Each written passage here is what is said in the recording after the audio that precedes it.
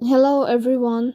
Today we will talk about how to fix or how to solve the problem of jump button on the application of DeepSeek. You will click on settings. Here you will click on apps, default apps, app settings.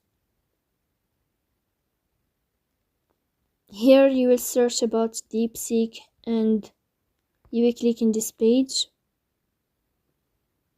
Here in this page of app info you will click on first stop and you will click OK. Then you will enter to the window of storage. Here you will click on clear cache. Here you will turn on your airplane mode and you will turn off your airplane mode again to fix that problem. So that's all. Don't forget to support us by like and subscribe.